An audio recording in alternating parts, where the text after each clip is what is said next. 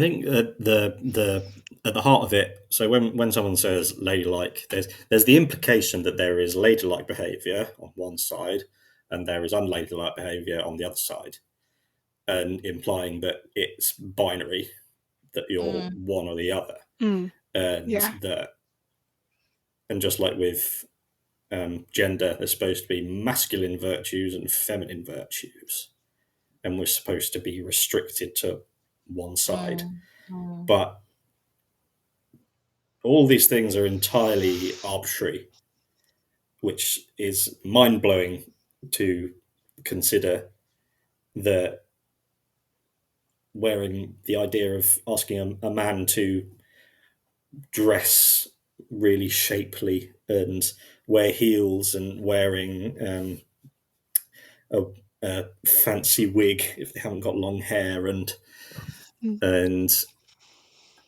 makeup and all those things.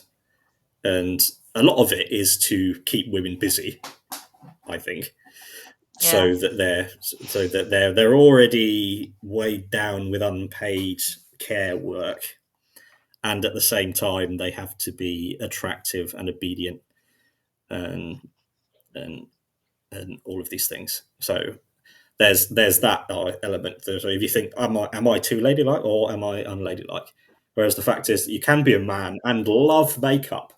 You can be a man and love grooming, doing your hair and wearing fantastic outfits.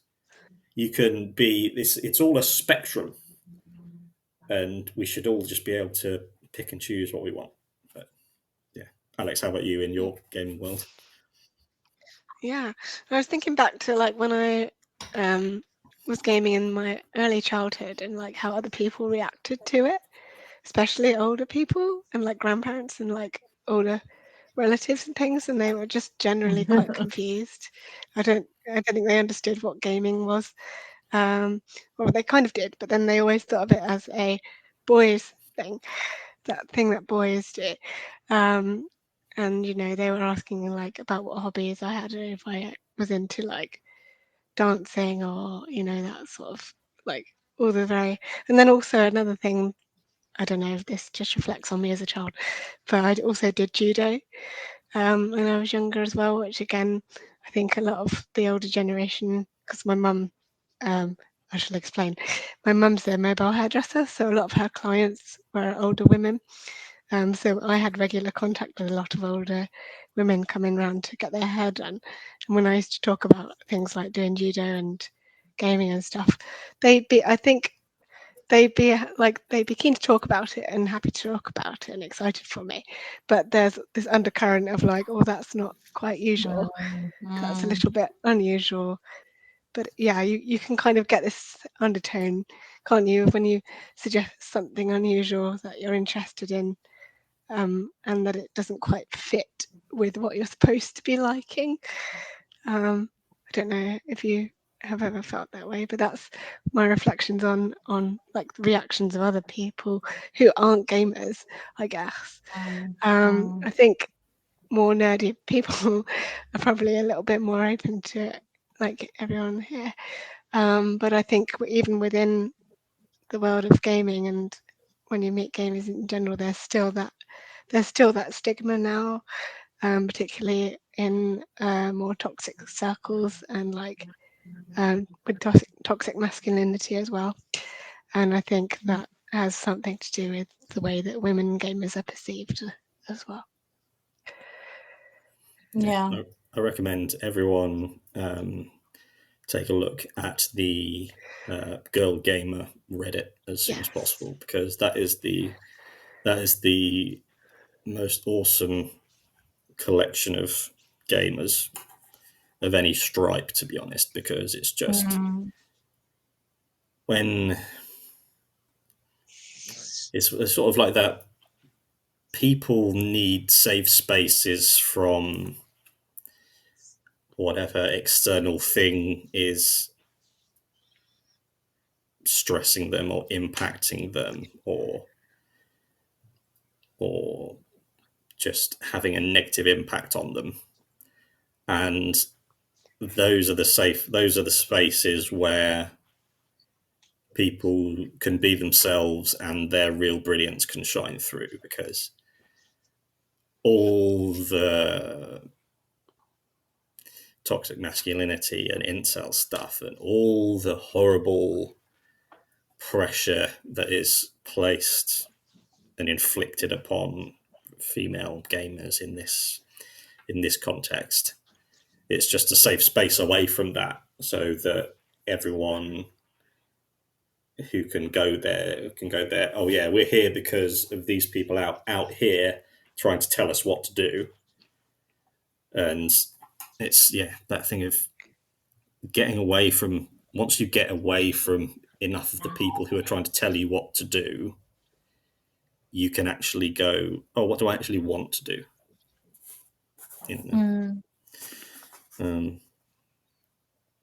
Now for a more fun bit, I think. Game characters that could be described as unladylike, and some that examples of ladylike characters. Personally, I noticed recently playing the second, and this will not surprise you, Jem. I was playing the second Plague Tale game, and the main character is a girl called Amicia, and she's got a sling, and she deals with rats like a champion and sneaks up behind people with her sling and kills them with rocks. And there was a bit where you're trapped in a room and soldiers keep on getting in and you have to keep on killing them. And she starts off just sort of whimpering, just, I can't open the door, I need to find a way out. And your friend's outside there looking at you, just going, quick, hurry up. And about halfway through, she starts going, oh, fuck it, come on, Dad, come on. And just keeps on killing them as they come and is going, yeah, come on. Keep trying, keep coming. I'll fucking kill all of you. And I love that. I love that mixture of, I've fucking had enough. I've had enough. And I'm just going to kill everything and everyone who doesn't just leave me alone now. And that's a part of female characters that I really like. What about you two? Yeah, well, the obvious ones that sprang to mind, you're probably going to guess already what I'm going to say. A quote that came to mind was from the early 2000s film versions of Tomb Raider with Angelina Jolie, and that infamous scene where she's taking a shower, and then she gets out and the butler comes along and says, and he's holding up her white dress and white high heels, and she sort of rolls her eyes and walks past, and he's like, oh, I'm only trying to turn you into a lady. And then she just takes her towel off, so you get a bit of side boob, and she's walking off naked, and he's like, a lady should be modest. And she says, yes, a lady should be modest. And then carries on walking. And that quote immediately came to mind, because that kind of sums up Lara Croft as a character, I think. Although, obviously, there are aspects of her that are, obviously very heavily sexualized, and those aspects of her character are very feminine for obvious reasons. Boobs is what I'm talking about. But that's for different reasons. That's not because she is a particularly ladylike character. That's just for sexualization. But yeah, that's the main one. And then I think as the games evolved into like the modern versions, I remember a particularly striking example of Lara as portrayed by, is it Camilla Luddington? That was the voice in the modern Tomb Raider, where she goes to the Japanese island, and then one of her friends, Sam, is just like having the most shitty time on the island, and you have to end up rescuing her an awful lot. So I'd have to say that definitely gives you like the ladylike versus unladylike character there. The tropes are heavy in that game. And I found Sam as a character incredibly annoying because I had to keep saving her all the time.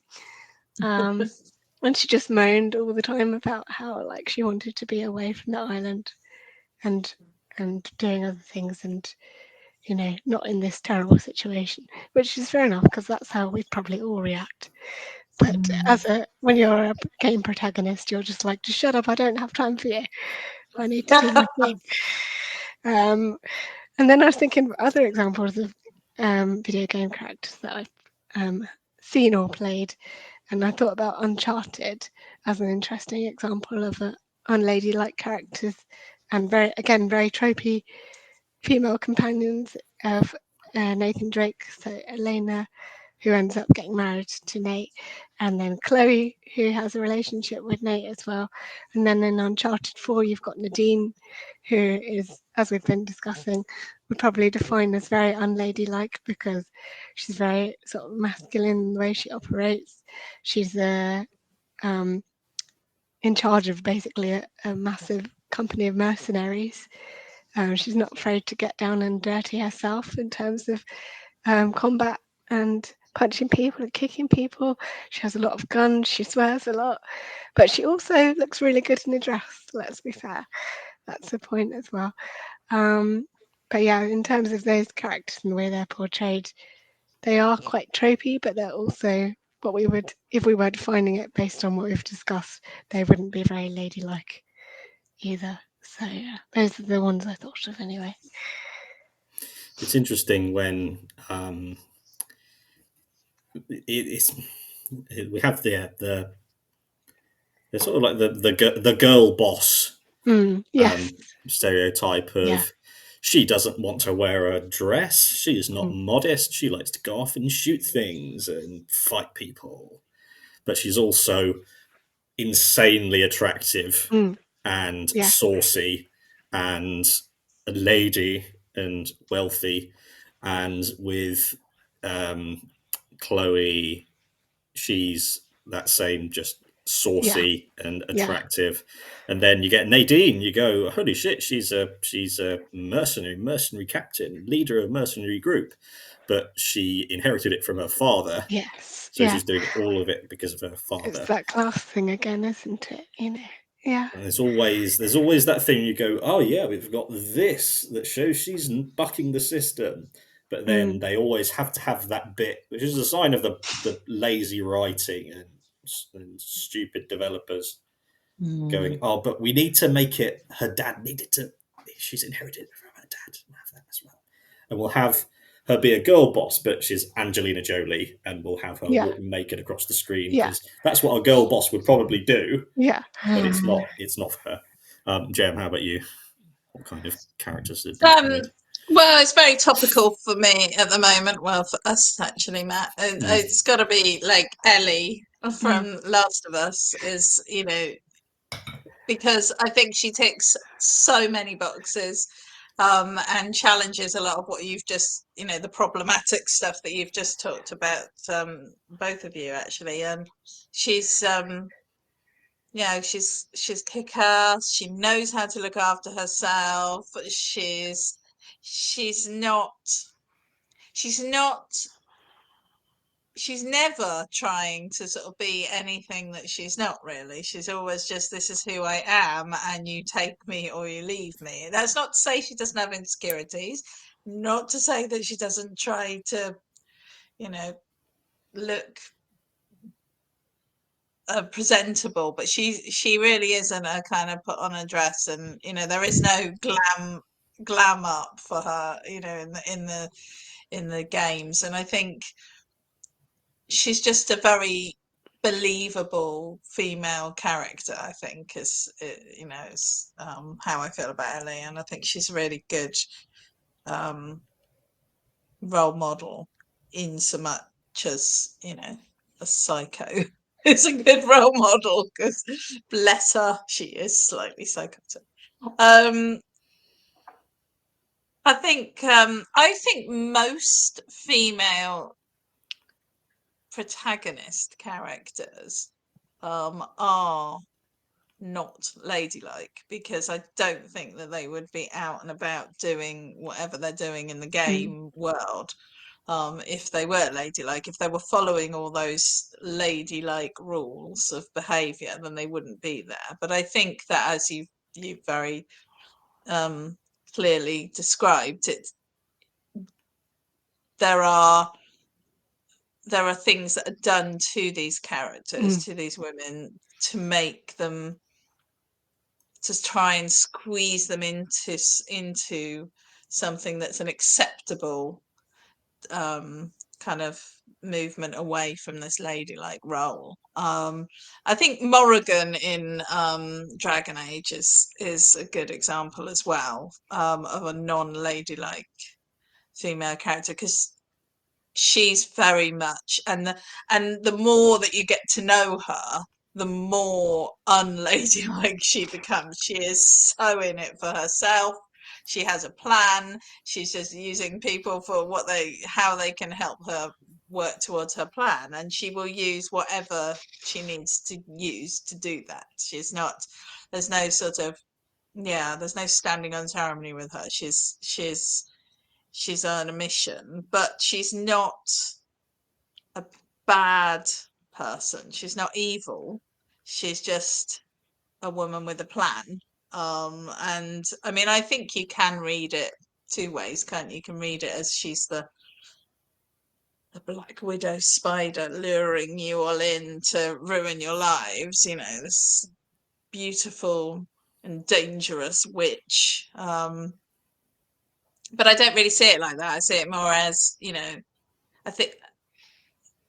I think our cultures can change the way that we read her story, and I choose to read it as that, she's just a woman who knows her mind, and she's going to do what she wants to do to achieve that.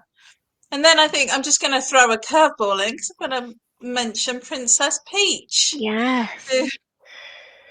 Who is like the ladylikeest lady of all, because she wears like a frock, and pink frock, and a little crown, and speaks in a very high voice, and but she tends to kick ass, and actually isn't very ladylike in how she behaves at all, and loves to win a race in a car when I'm driving it anyway. And so I think, I think there are lots of unladylike characters out there, but I think that, yes, I think it's how like fairy tales were all actually about teaching children how to behave, and don't do this, don't do that, or you're going to get eaten by a witch, or munched by a troll, and and all of those things. And I feel like sometimes the way that female characters who step out of line in a game are treated is a little bit of a sort of, what's the word, insipid warning. Sometimes feels like just stay in your lane, do what you're told, behave, or you will be ostracized and all of that. And it's all, we seem to be coming back round to this. There's the box in which women are supposed to come in, but they're able to peek outside of the box with things like how you describe Morrigan. I think Morrigan is fascinating, but she has to come in the slim, beautiful, all cleavage package, and Lara Croft can be brilliant, and all these things. And this, I think, Alex, I think you pointed this out when we did this a while back. Yeah, I put a collage of several different female characters. Yeah. And one of you thought they were all the same character. And it's the phenomenon that for like 10, 15 years, all the female characters were shaped like the original Lara Croft. Yeah. Whereas for the last 10, 15 years, in most like Western video games, they've been the shape of the Lara Croft in the latest games. And so the physical perception of these women are changing, but they still have to be beautiful and skinny and pretty. Yeah, it's And a very narrow range, isn't it, Very for women? I much. think. Yeah. This is why I think Abby in The Last of Us is the biggest buck to that trend, because I've never seen a woman so muscular in a game. Ellie is an exception, I think, because she's not. She sort of stands like kind of like their head down and isn't all shapely. She's quite flat-chested, isn't she? Yeah.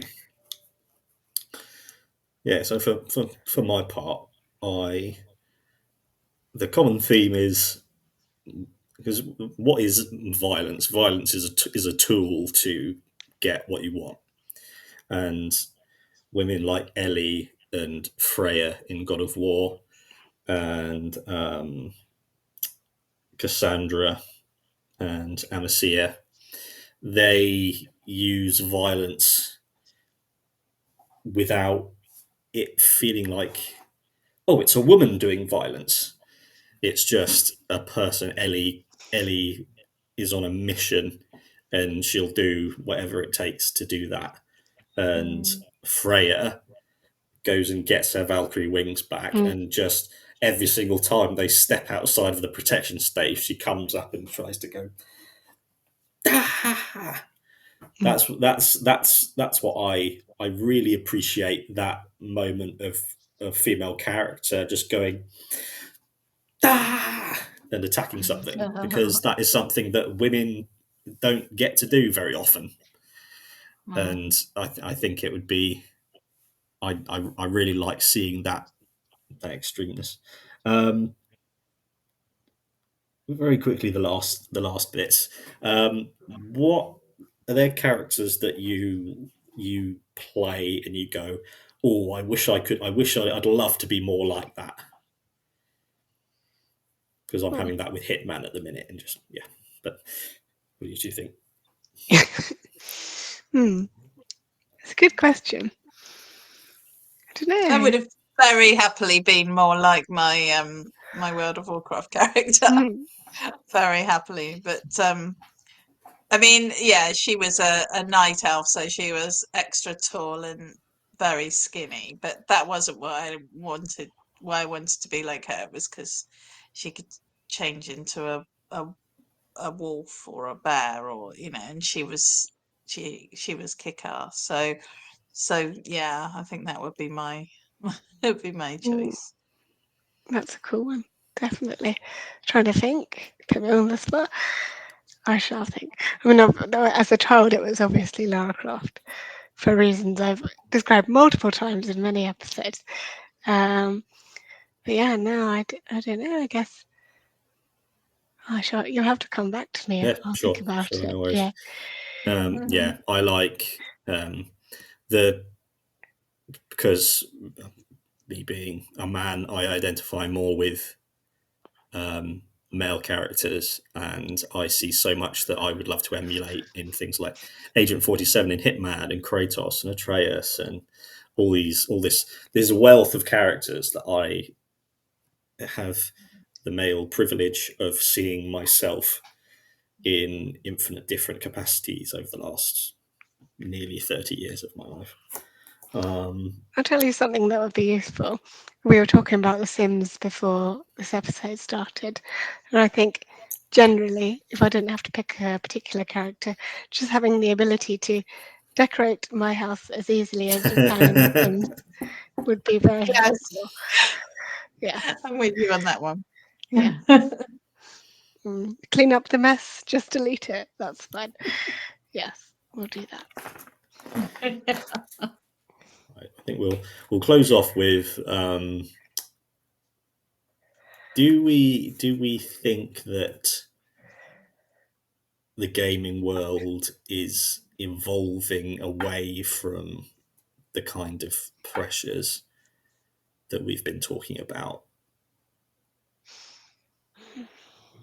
And if so, is it happening quickly? Is it not happening? I think it's sorry. sorry.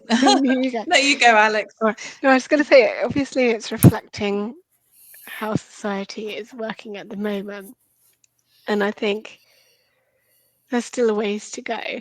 But I think there's an awful lot of like tropes within gaming and within film and TV, and the way that society is represented within like media that's consumed is still very, very stigmatized and tropey. So in that way, there's a lot of work to do, because it's not a true reflection of like a lot of people's reality. Does it necessarily have to do that? You could argue sometimes, well, ideally it should really, because that's a true reflection of our lived experience. But yeah, it's interesting when you think about what is a game for, what is a film for. It's to a lot of it is for escapism, and we talked a lot about that in other episodes as well. But should that escapism also be a true reflection of like whoever's character's lived experience? I don't know, I'm getting myself in a bit of a muddle here. But yeah, I think generally there's more work to be done, is what I will say. I don't think there's a clear answer on whether it's evolved or not. I don't know. Yeah, I think that it really depends on my mood and what's going on as to how I feel about this. So right now, I feel that that there is a lot of positive work being done and a lot of movement in the right direction. There's a lot of people trying stuff and finding out that there is an audience for these strong, sort of like less stereotypical gendered characters.